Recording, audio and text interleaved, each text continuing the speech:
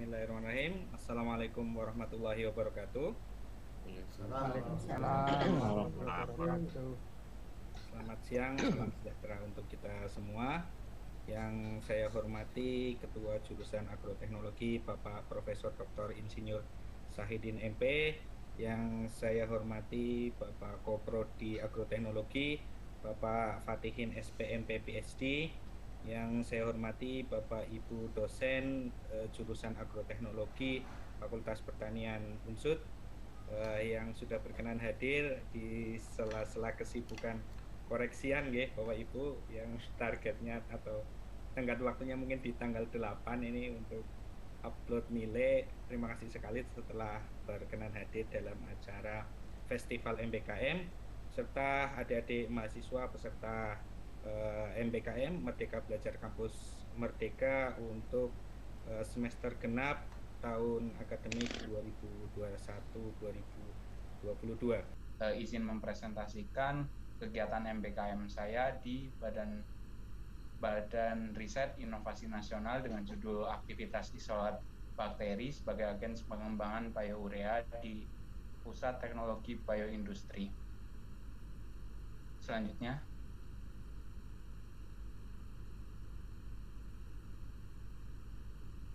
Baik, untuk BRIN itu sendiri adalah lembaga pemerintah non-kementerian yang berada di bawah dan bertanggung jawab kepada Presiden melalui menteri yang membidangi urusan pemerintahan di bidang riset dan teknologi.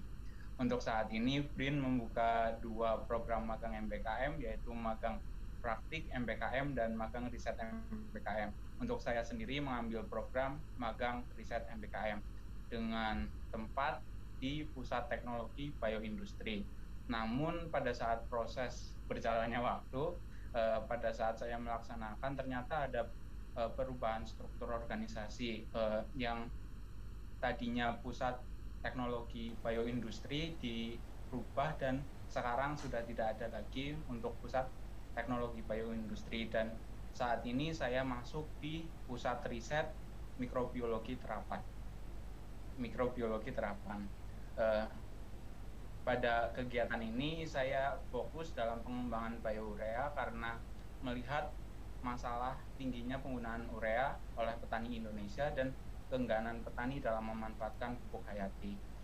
Diharapkan penerapan teknologi coating urea berbasis mikroba dapat meningkatkan efisiensi pemupukan. Selain itu dapat mengatasi keengganan petani dalam menggunakan pupuk hayati. Selanjutnya.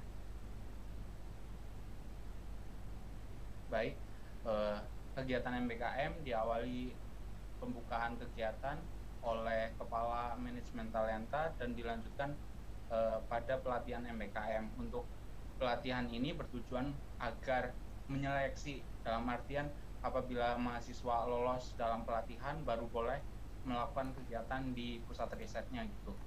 Selanjutnya, ini adalah tahapan uji aktivitas mikroba dalam memfiksasi nitrogen, melakukan fosfat dan kalium. Di foto pertama ada kegiatan pembuatan media selektif. Media selektif yang digunakan adalah media Janssen untuk mengetahui indikator kemampuan bakteri dalam memfiksasi nitrogen. Pikovskaya melarutkan fosfat dan Alexandrov untuk melarutkan kalium. Selanjutnya, untuk hasil uji sebelumnya, uji aktivitasnya menunjukkan hasil yang positif karena masing-masing isolat dapat tumbuh di media Janssen dan menghasilkan zona bening pada media Pikovskaya dan Alexandrov, yang berarti bahwa isolat tersebut dapat memfiksasi N, kan P, dan melarutkan K. Selanjutnya, oke, ini adalah proses kegiatan optimasi mikroba, dalam artian tim kami bertujuan untuk melakukan pemisahan antara mikroba dan bahan fermentasinya gitu. Jadi mikroba akan berada di bawah bahan dan terpisah secara langsung dari bahan fermentasi atau media fermentasinya. dengan penambahan flocking agents berupa NaCl, NH4Cl, seperti itu. Selanjutnya, setelah dilakukan penambahan inducer atau bahan yang dapat mengindus proses flocking agent, selanjutnya dilakukan TPC dan pengecekan jumlah kerapatan sel gitu, dan dilanjutkan dengan proses pemanenan seperti pada gambar paling kanan. Oke, selanjutnya ini pengecekan apakah isolat yang tumbuh pada media fermentasi, apakah benar-benar isolat yang kita tanam atau kita inokulasikan atau berupa isolat kontaminan.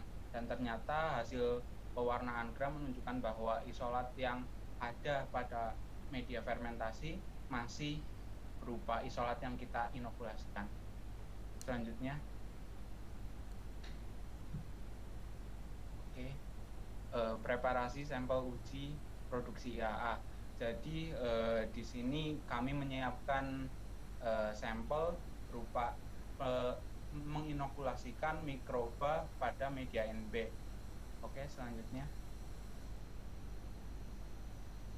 Oke, untuk deteksi IAA itu sendiri kami menggunakan dua metode, yaitu metode TLC dan HPLC.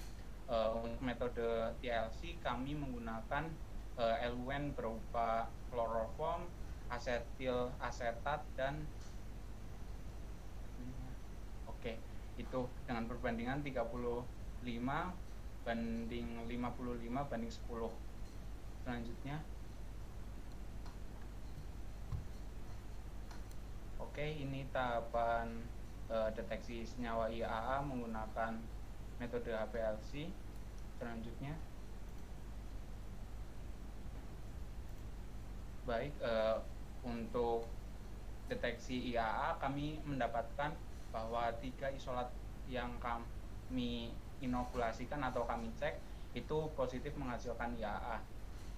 Untuk konsentrasinya belum bisa saya sampaikan di forum ini karena masih tahap penelitian gitu. Oke, di sini ada proses coating urea berbasis mikroba. Karena sederet uji telah kami lakukan dan menunjukkan hasil yang positif, maka kami lanjutkan penggunaan isolat ini untuk mengcoating urea. Jadi untuk prinsip dasar coating urea itu sendiri, mikroba ditumbuhkan pada media pertumbuhan, nanti hasilnya akan dipisahkan dengan prinsip flocking dan dimanfaatkan sebagai bahan coatingnya. Untuk coating itu sendiri kami menggunakan poliuretan, kitosan, dan kitosan gitu. Oke, selanjutnya lagi ya, Mas. Baik, Bapak. Mungkin kesimpulannya, sederet uji aktivitas menunjukkan hasil yang positif karena masing-masing isolat menunjukkan kemampuannya dalam memfiksasi nitrogen, melarutkan fosfat, melarutkan kalium, dan menghasilkan IAA. Kemampuan ini juga saya rasa bisa dimanfaatkan dan berpeluang untuk digunakan sebagai agen pengendalian hama dan penyakit tumbuhan dan biostimulan bagi pertumbuhan tanaman. Mungkin itu saja dari saya, kurang lebihnya mohon maaf. Wassalamualaikum warahmatullahi wabarakatuh. Oke, silakan Mas Irwandi. Baik, Bapak, terima kasih atas kesempatannya dan pertanyaannya dari Pak Fatihin. Izin menanggapi. Ya, benar. Jadi saya insya Allah berencana melanjutkan penelitian di BIN juga. Untuk pusat risetnya adalah Pusat Riset Mikrobiologi Terapan. Untuk kajian penelitiannya itu sendiri melanjutkan topik MPKM, yaitu pengembangan biourea dan pemanfaatannya untuk pengendalian hama penyakit tanaman. Untuk saat ini terima kasih sebelumnya Bapak kemarin telah memberikan rekomendasi kepada saya untuk mengikuti program yang ada di BRIN juga, yaitu program pendanaan penelitian. Semoga hasilnya dapat memuaskan juga. Amin. untuk saat ini saya berencana melanjutkan penelitian di sana, dan insya Allah apabila masih sejalur gitu dan rezeki saya akan mendaftar program selanjutnya gitu. Ada program research assistant dan degree by research gitu. Semoga rezeki saya jadi bisa melanjutkan S2 juga di program BRIN juga Pak Bu. Di sini mungkin saya memberikan saran atau masukan kepada program studi Bapak. Jadi mungkin saya tidak bermaksud membandingkan ya Pak Bu, membandingkan antara prodi agrotek maupun prodi lain gitu. Namun ini saran semoga bisa membangun dan memajukan program studi kita ke depannya. Jadi saya bandingkan dengan program studi biologi fakultas sebelah gitu. Mereka sudah membuat kontrak kerjasama Pak dengan pusat riset yang ada di BRIN gitu. Jadi mahasiswanya agak lebih mudah untuk masuk ke situ Pak. Jadi mungkin saran dari saya dari program studi akan melakukan kerjasama dengan pusat riset yang ada di BRIN, dan saya rasa ini adalah kesempatan baik bagi mahasiswa-mahasiswi program studi agroteknologi ke depannya gitu Pak. Mungkin itu saja Bapak. Apakah ada tanggapan lagi dari Pak Prasidin? Masih di Terima kasih. Oke, terima kasih sekali Mas Irwandi tadi masukannya sangat baik sekali, dan itu juga menjadi kesadaran kami untuk bisa berkolaborasi dengan BRIN. Hanya saja memang kalau membandingkan prodi agroteknologi dengan prodi biologi rasanya belum apple to apple, karena di prodi biologi itu satu fakultas satu program studi, sementara yang bisa bekerja sama itu kan di tingkat levelnya fakultas. Sebenarnya kalau PKS itu yang sama-sama fakultas. Tapi kami terima kasih sekali masukannya, dan saya pikir juga kami masih bisa memberi kesempatan untuk mahasiswa-mahasiswa kita ber-MBKM di BRIN.